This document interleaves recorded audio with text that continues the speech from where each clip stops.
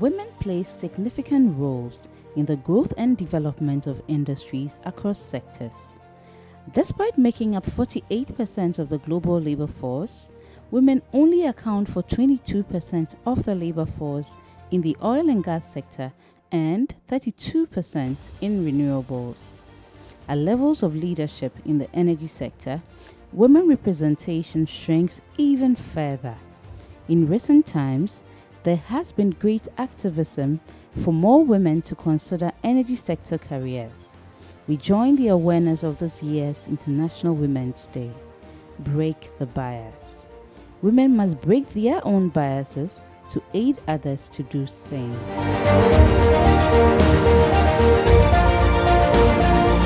Today, we meet two lovely ladies breaking biases in their energy careers.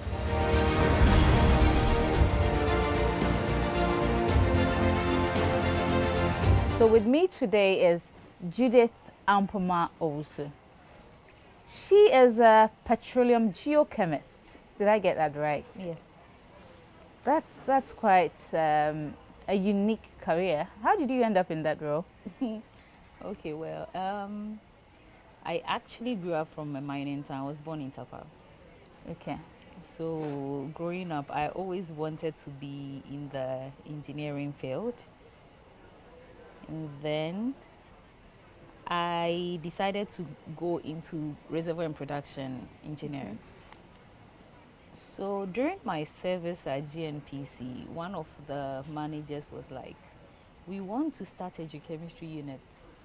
And since you have a chemistry background, why don't we start with you?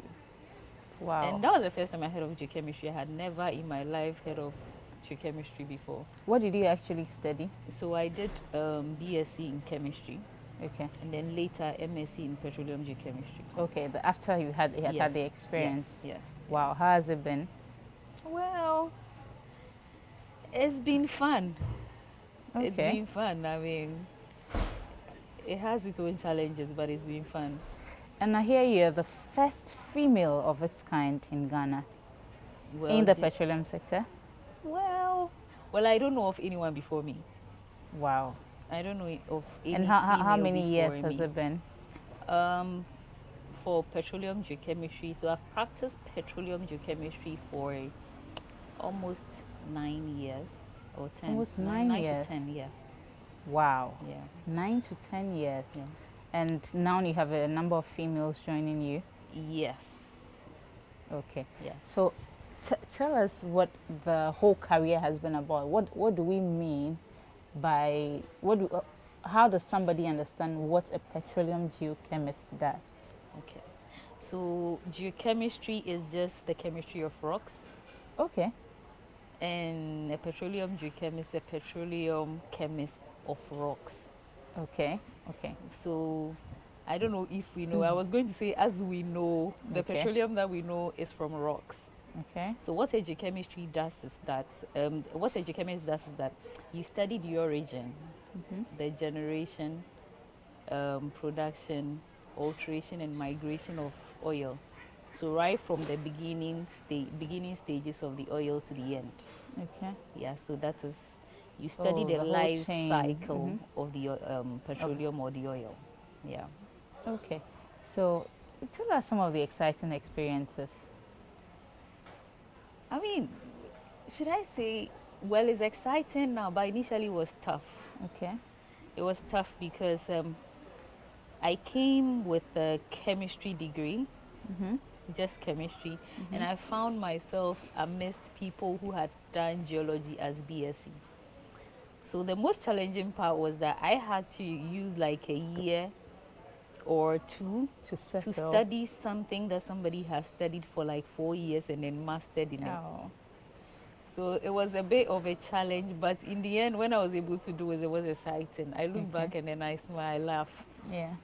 So that, and I mean, it's been like a roller coaster. There are some ups and downs, but overall, I think the adventure bit of it makes it more exciting. Will it be easy for any kind of woman to do it, or you need a special kind of tough woman to be in that kind of field? I don't think you have to be tough. I always say that women are tough because it's not easy to walk in heels, right?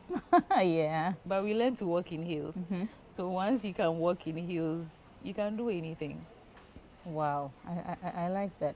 Okay, so usually you work on oil fields. Yes. Okay, so what kind of fields have you been on? So I've done both offshore and onshore. The onshore basically is exploration. We are yet to start producing from onshore. So I was part of a group that did some survey, like exploration, over the Upper East, Northern, Upper West. Now we have different new regions now, so I get a bit confused. Part of the Volta region and Ashanti. So what we're doing was that we're just collecting air or gas samples from the field, and then we would analyze it to see if there's any potential of, let's say, oil in our onshore beds. And then offshore to being to the Jubilee field. I think I was on this well, Akasa. I remember the first well that I was on, Akasa 2A well. Okay, where's that? That is offshore Cape 3 Point. Oh, okay. And then have you worked in other countries as well? Other countries, yes. Usually for a few months. So I've worked in Japan. I've worked in Jamaica as well. Wow, what did you do in Japan? So in Japan was like, so what I did in Japan was not like oil and gas. There's something called seabed minerals. It's the same minerals on land, but we have some on the seabed as well.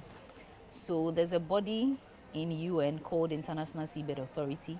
What it does is that it gathers experts from around the world and then assign them to specific companies, and then you go on research exploration. So they brought a letter to Ghana. Ministry of Energy brought it around, and then like a lot of geoscientists applied, and then I was chosen to be a part of it. Wow. So we're offshore Japan for 3 months. Okay. And then we came back.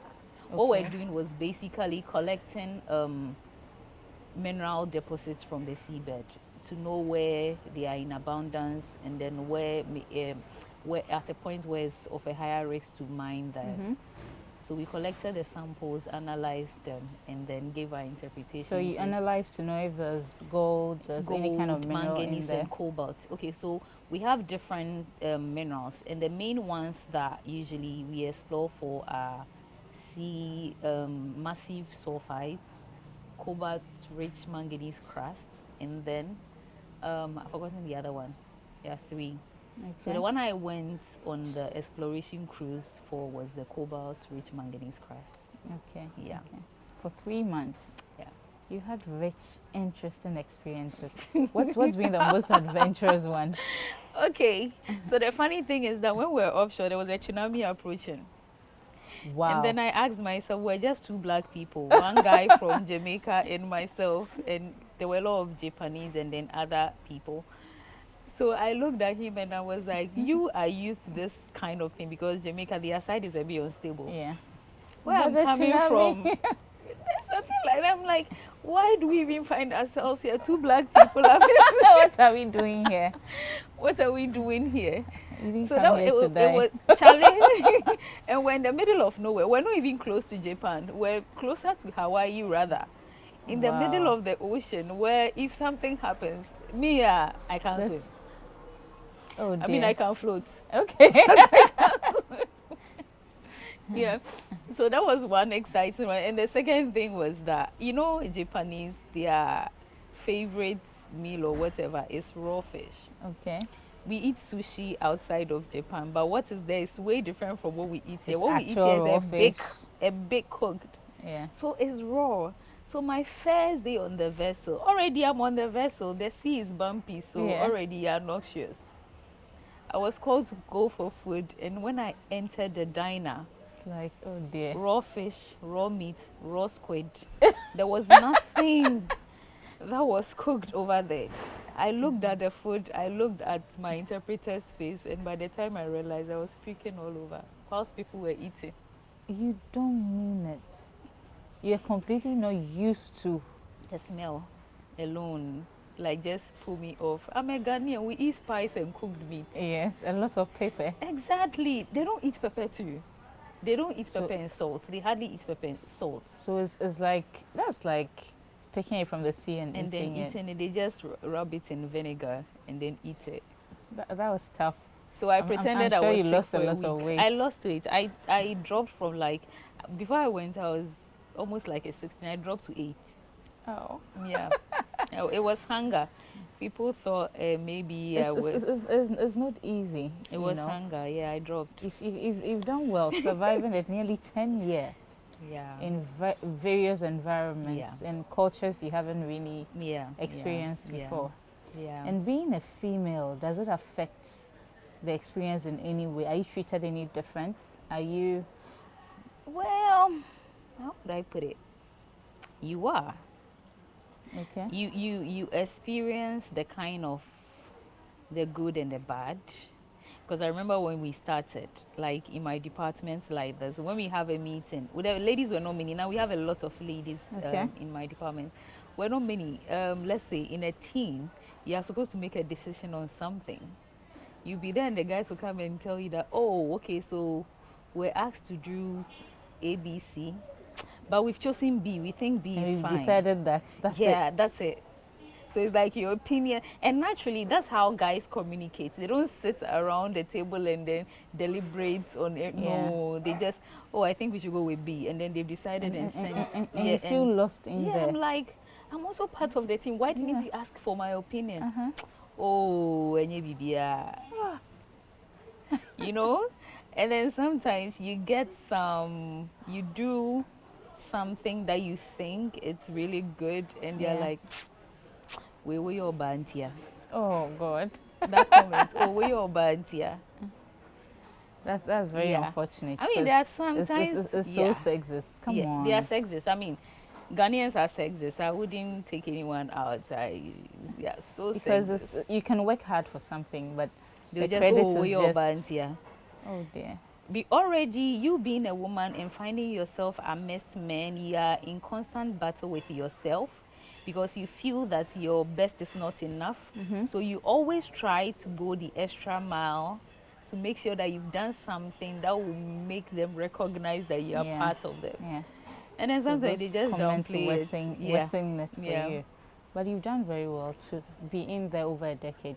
Yeah. I mean, if you've done really well. So if there's a young girl who wants to be you tomorrow, how does she get there? What has she got to study in school? How do you aspire to have this? So I think first off, high school, you would have to do general science, like physics, chemistry, biology, and elective maths. And for first degree, you can do any of the raw sciences. You can do geology, you can do chemistry, you can do biochem, you can do oceanography, and then basically these. And then you can decide to major in the geochemistry. That is if it's of interest to you. In MSc. But are there lots of opportunities in this career? Well, in Ghana, there's no school that teaches like petroleum geochemistry. It's geoscience. If you want to do geochemistry, you have to travel. But I think University of Ghana is trying to introduce it, but they've not fully rolled it out yet. It's still part of geoscience. You do some modules in geochemistry, and then you can do like a project and major in geochemistry. Oh, okay. Okay. So for the petroleum geochemist, definitely you have to study outside the country. Wow, you're one of very few. I'm happy you're on Energy Quest. Oh, thank you. Okay, so another very important thing for us is mentoring of other people. Okay, you're in a unique career. Very few people even know about your career. They much more know how to get there. So how best do you think we can mentor people to? I think for mentorship, it needs to start from like junior high. You catch them young. You catch them young and expose them to it. I got the it's a rare opportunity. My uncle is in the petroleum sector, so I was like, oh, I would like to be like him. Because you know that uncle that you just admire this one. And he was super sharp, he was super brilliant. So I was like, I wanted to be like him. So I was going into production engineering when I met a different person who said, oh, there's something new that would like to introduce. Are you interested? And I was like, okay, why not? In fact, I asked my uncle first. Okay. And he's like, you should take it. And you he should take it. Validated yes. it. He was like, you should take it because it's a real opportunity and we don't have a lot even around the world. So, even around the world? Yes. So, you should just take it and pursue it. So, that was... Okay. Yeah. So, it's just about maybe finding better ways of mentoring them too. And then I think one thing that we lack in this country is career guidance. That's true. Counseling. Because honestly, a lot of my colleagues in the office, a lot of them got to know about their field after first degree. Some got to know during first degree, but most of them got to know after first degree. In our part of the country, you're not coached. You don't know the career options out there. When you're intelligent, you're pushed into science. Yes. Those who follow are made to do business and then arts and then the other areas. And even when you're doing arts and all these courses, all that you know is that you become a teller at the bank, or you become a manager, or you become an accountant. You don't get the guide enough. There are lots of options out there. Even in our industry, we have petrographers, we have... What do the petrographers do? So the petrographers pick the rocks and then they study using the imaging. They can tell the ages. Wow. Yes. So you have all these kind of people in GNPC. We have we don't have a petrographer yet. So that's what I'm saying. There are lots of opportunities. Yes. We have biostratigraphers, we have petrophysicists, we have geophysicists now very almost common. Yeah. Geologists. In fact, it's a lot. But when you're in school, you don't even know. Yeah. When I remember when we were doing chemistry in UCC, all that people knew was to come out and work at Lever Brothers. Or is it Lever Brothers? Unilever. Yeah. Or the popular companies or Ernest Chemist. Yeah. Or work in a lab somewhere. But there's so much more opportunity. If you do chemistry, you can branch and go and do medicine. Yeah. You can do pharmacy. You can do all the other sciences. But we don't know. Maybe the Ministry of Education must actually, take much interest in mentoring and career. Not just giving what courses to career guidance. Even in uni, like we don't have career guidance coaches. Yes, in University of Ghana, there's guidance and counseling. But they only guide you when you are failing a course. Good. Or they guide you. No, you go to see them to help you for internships and but there's so much more they can offer. Yes. They can offer. That's so I think we should incorporate it into our education system, because one thing I realized was back when I was doing my MSc, all these companies will come around. Apart from the companies, your lecturers actually know the opportunities that are there for you, so they invite the companies to also come around. And they introduce you to a wide range of... Open your mind to the opportunities available. So even if you try this and it doesn't work, you know that this one will work. If you try this and it doesn't work, this one will work. But here is... Without the knowledge, I think we can't make much progress. At all. Wow. Judith, thank you so much. This has been very insightful. It's been eye-opening. I worry a lot about the younger ones in school who may just be clueless of what career development is about and how best to fit into the career world. And having people like you open up what actually happens and how to get where and all that, it's very essential. Thank you. Thank you too. Thank you.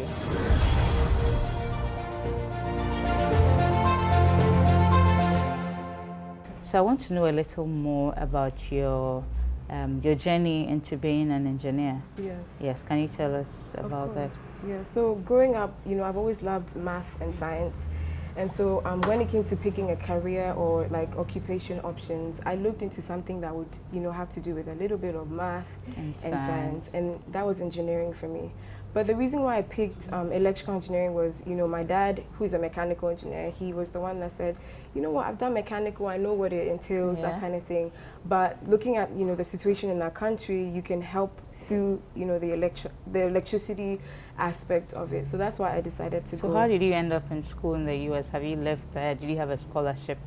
How did you go to school there? So Luckily, the agent from my school, from the university, actually visited our school. Which school here? The Morningstar International High School. So that's where I was able to, find out more about the school, the programs that they had, and I was able to, apply, and then I got in. Yeah. Oh, and you were there for 5 years? For 5 years, because they had a foundation year that you had to do before. Before you actually get on the program. Yeah. So coming back and in the experience, working with SUKA, you go to places, people see a woman engineer. How's the experience been? I would say that people are always shocked when they see me either climbing a ladder or like trying to fix a couple of screws here and there. I remember quite recently in December when we had to fix someone's inverter. The person said, are you sure she can do it? So you receive comments like that. But I guess one thing that I've told myself is that, there's fewer women in the industry and representation matters. So as someone sees you, they'll be able to know that, women can also do that kind of job. I really like that. So do you have lots of women in SUKA? Well, yeah, we have a long history of women who have been here at SUKA. Yes, trained here at SUKA. And the crazy thing is that they go on to do amazing things. I know one woman, I don't know her personally, but I've heard that she works at Kolebu for their electrical energy department. There's other women who are doing, amazing things wherever they are. That came through SUKA? Yes, the foundation was SUKA. Okay, so you're still training on people? Yes, please. We actually have an active program called Power Sisters. And so if anyone out there, you're looking for an opportunity in tech or energy, you can go ahead and visit our website, apply, and, be a part of this family. Of Power Sisters? Yes. Tell me about that. Okay, so Power Sisters, I guess it was, created by our director. He wanted to see more representation, more women in the industry, and so he came up with the idea to bring women together, have them trained, and then have other people inspired to also join in as well. Okay. So do you have to go through a program here before you can join the Power Sisters? I guess maybe they would ask or assess your technical background. But once you're able to pass that, you should be able to join the Power Sisters. What do you do? Do you support each other? What exactly does the group do? So from past experiences, what they would do is they would go on sites with the engineering team. They will help with solar panel installations and the entire solar system as well. They also had talks in different villages and communities about solar and getting into solar renewable energy. Yes, renewable energy. And why that was important for the planet and things like that. Okay. So you do go up on the roof? Yes. You're able to do the complete installations? Yeah. As a matter of fact, that's beautiful. We're actually going to FAO, which is one of the people that we work with. We're going to do maintenance for them. It's like a 5-story building, and we're all going to get in there. How do you get up on the 5-story building? There's stairs on the side, but when we get to the top, we have to wear harnesses to protect us at the top. Okay. Wow, that's an amazing experience. I think that other women seeing you do it should definitely ginger so many more people too. So what's the website to contact if they want to join the Power Sisters? So you have to first go to the SUKA website, and then when you scroll all the way to the bottom part, you will see something that says Power Sisters, and that will and then you click, and then I see you have lots of interesting appliances. Yes. What's this one? So this is a solar barbecue. All right. So say you have a family, you guys want to go on a picnic. What you do is you just take this outside.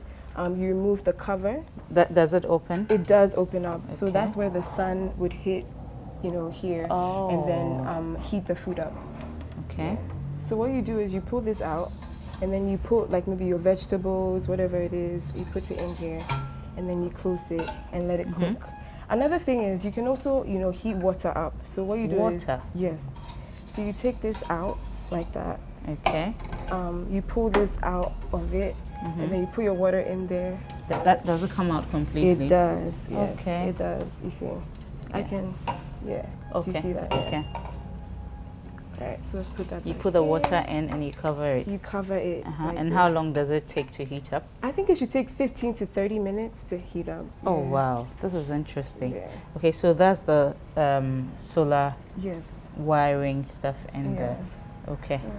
I'll have to take this for camp. For sure. Yes, and then what other appliances do you have for us? Yeah, another appliance that we have is the solar lantern. Okay. So this is, you know, what pretty much lights up the room or wherever you want to use it. Okay. You know, it's very mobile. You can use it anywhere. So do I have to leave it outside to get it charged? Yes, or? yes. So speaking of charging it, we actually have the solar panel that's meant to do that job. So if I can pull it up. Yeah. So that's our solar panel. Okay. What you do is you connect it to the lamp, and then you take it outside and let it charge for maybe an hour or two. Okay. And then it should be good to use. You just leave it outside to charge? Yes. Yeah. And okay, so do you connect this, or does it have any hook? People like to connect it to like the top of their rooms and things like that, but generally it doesn't come with a hook, except you can do that if you want. Oh, okay. Yeah. Okay. Okay. Yeah. I see. Yeah. So let me show you how I it think turns this is out. interesting. Yeah. Okay, so I think this one goes in here. Yeah, that will take time. No problem. Yeah. Okay, so it goes through here, comes out, and out. then it hooks up. Yeah, it hooks up. That could also do for camp. It's true. Because there's even an emergency like lighting system on it in case you're in danger and you want it to beep. It can work like that as well. Oh, it has the alarm. Yes, alarm. Okay, Yeah. okay. Another thing that we have here in SUKA is like a wide range of, you know, solar inverters. So starting from here, we have like the 1 kVA, 3 kVA, 5 kVA, all the way to like bigger systems if you want to power a bigger home or like a company. Okay. I see. Yeah. So what of the panel? Okay. Can you explain to me how the panel works? Okay, so this panel in particular is for a solar street light. So that's why. Street light. Yes, please. So that's why it's smaller. So what happens is that the sun will hit the solar panel, and then that energy is converted into electrical energy that will then go into the lamp and then give it light. Okay. That's interesting, very much. Yeah. Okay, Trudy, thank you so much. You're welcome. For giving us, an idea how it all works. I hope I can get one of this for my family. Yeah. Thank you. You're welcome. This is what we do on Energy Quest. We demystify the energy sector and add value. Till we meet again. Ciao.